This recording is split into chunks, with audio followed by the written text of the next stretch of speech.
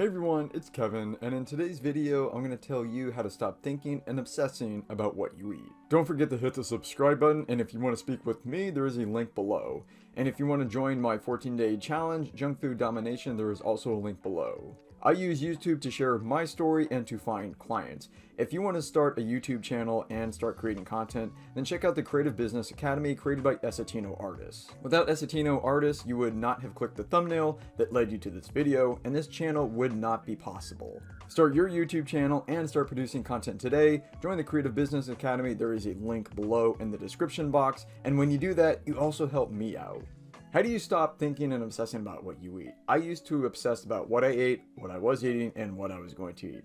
And it was something that was on my mind all the time, and it came at the cost of everything else in my life.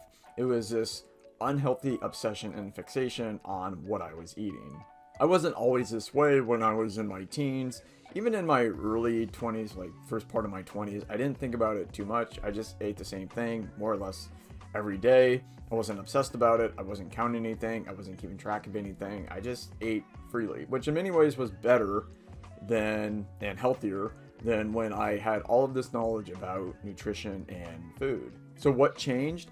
I think what changed for me is I started restricting, and I started to obsess about my weight and my fitness performance and how I looked. So if you're thinking about and obsessing about what you eat all the time, then watch this video.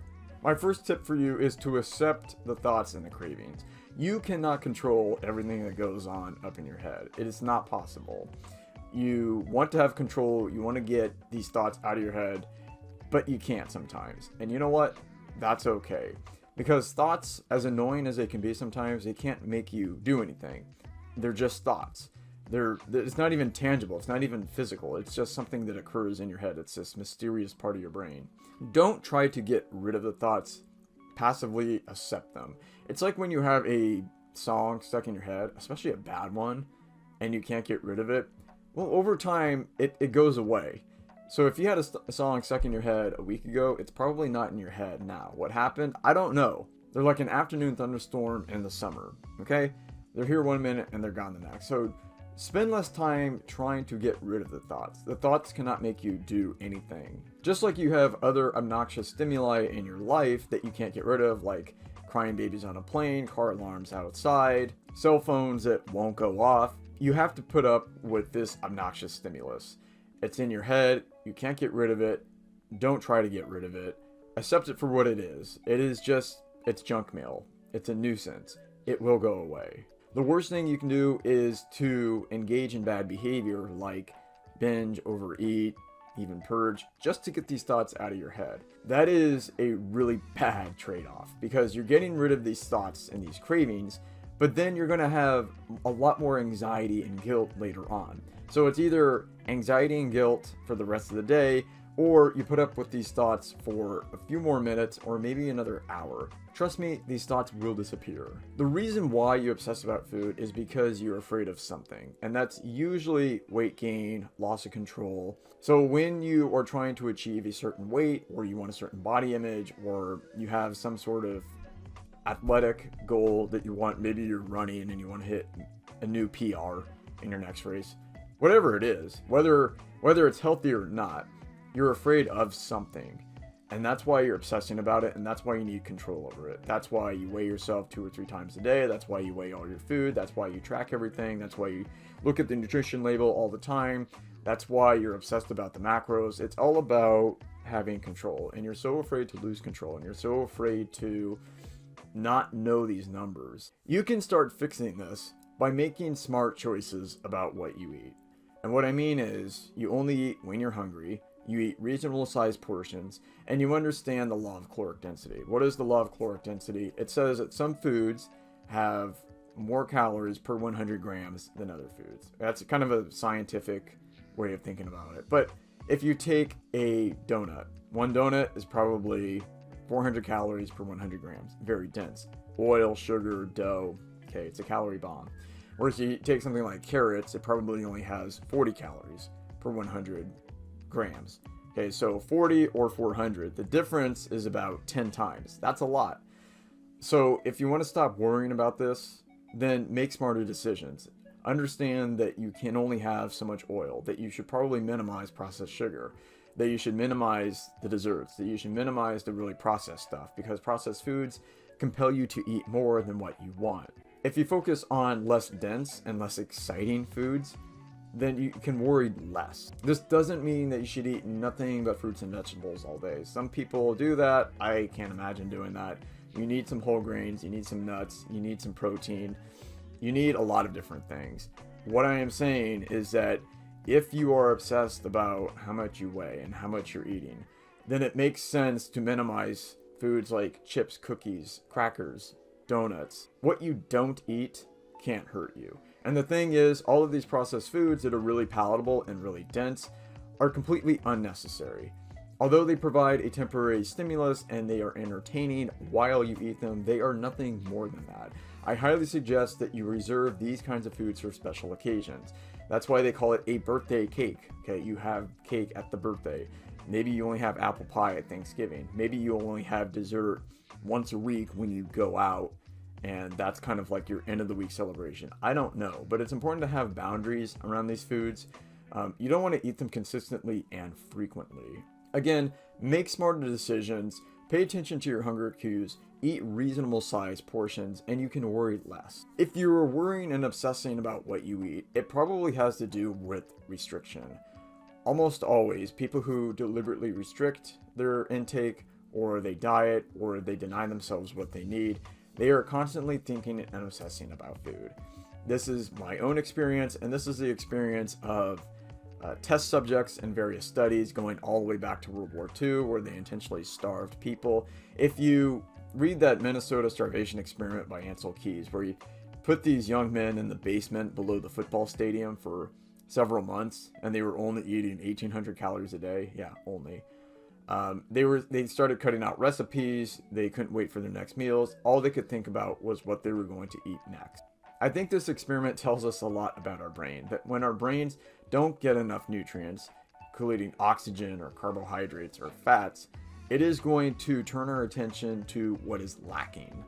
This is the biggest danger of restricting and dieting, is that it diverts your attention away from more important matters of your life towards less significant matters, like what you are going to eat next. I'm not saying that what you eat is not important. It is very important, but it should not occupy 50% of your thoughts each day. In fact, it probably shouldn't occupy more than 10, maybe 20% of what you think. Normal people probably only think about food 10 to 20% of the time, if I had to guess. Obviously, you have to think about it a little bit. If you don't think about it at all, you're just going to eat anything and everything, and you're not going to give any concern to nutrition. But inevitably, restrictive diets lead to an obsession with food.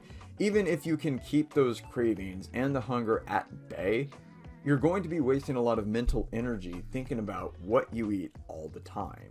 The next thing you should do is go on a media fast. Consume less content related to diet, fitness, and nutrition. While I am a content producer and I like watching other videos about diet and fitness, partly because it's my job, this can become its own obsession.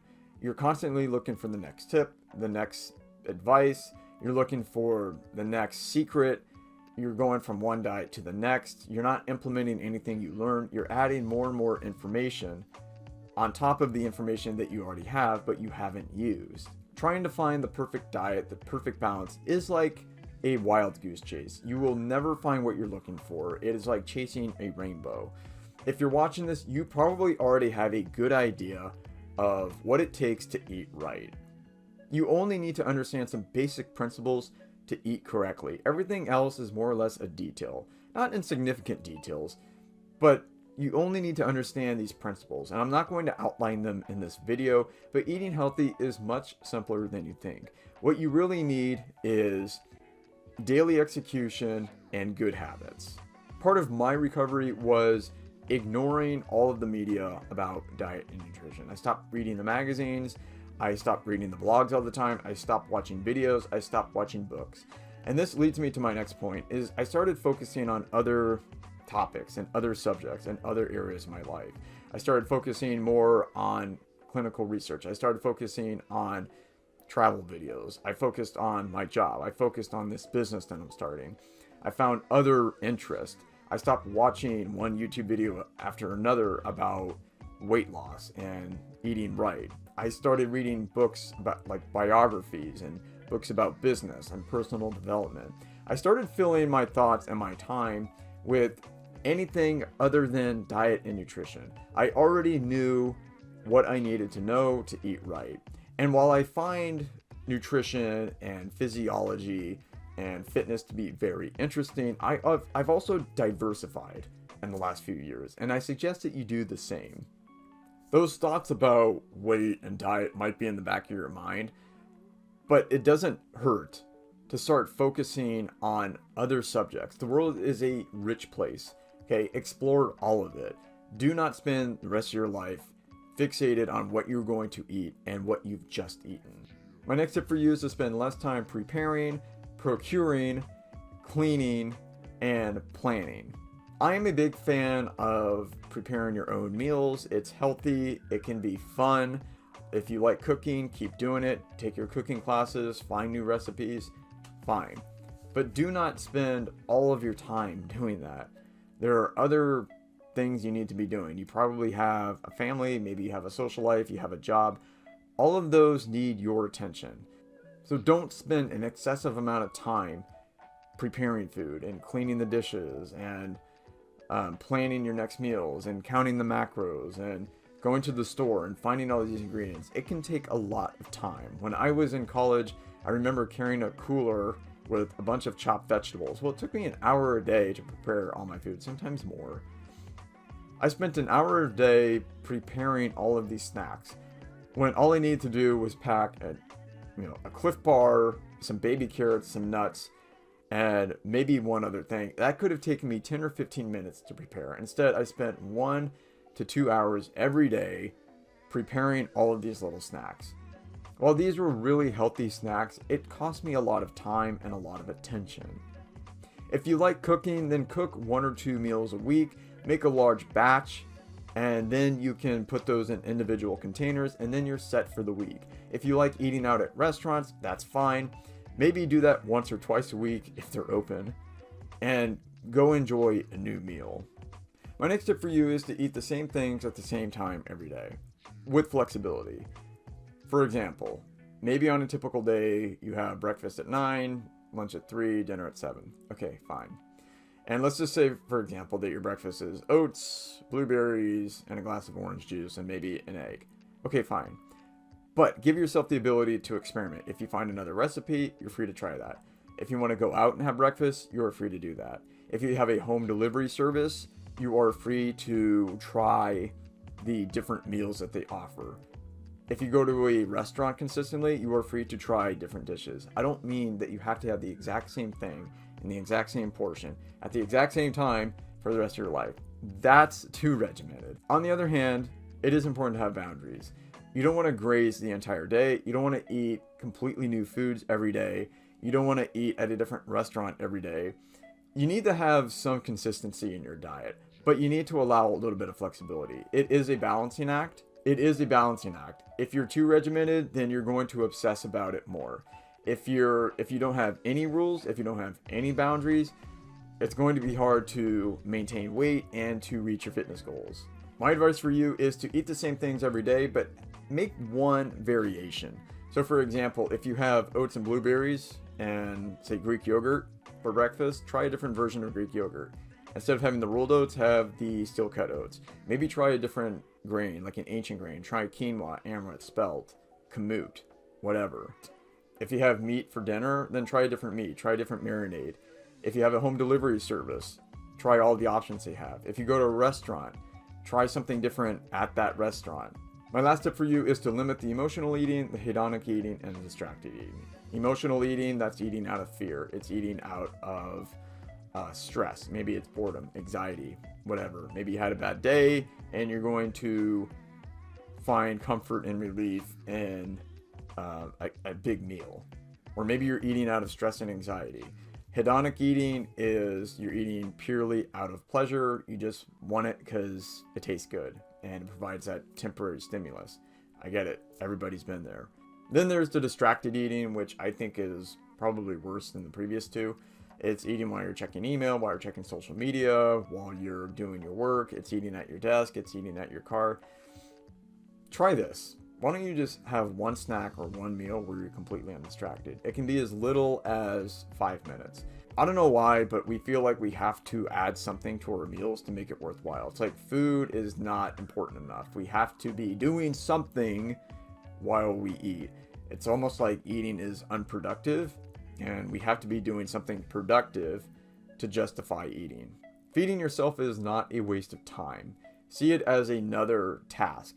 So if you are a distracted eater, as all of us are, just set aside 5 minutes tomorrow when you're going to focus only on what you eat. Just 5 minutes. Can you do that? I bet you can. Okay, let's summarize. What are some ways you can stop thinking and obsessing about what you eat? First of all, accept those thoughts. You can't always get rid of them. Quit the restriction. Restricting almost always leads to an obsession with food. Make smarter decisions about what you eat. Eat reasonable sized portions, eat less processed food, eat less exciting food, eat more or less at the same time every day, have some variation in your diet, but not too much.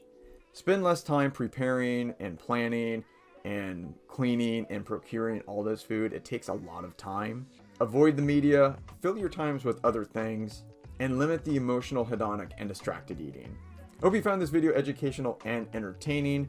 Don't forget to subscribe, and if you want to speak with me, there is a link below. And don't forget to check out the Creative Business Academy by Essetino Artists.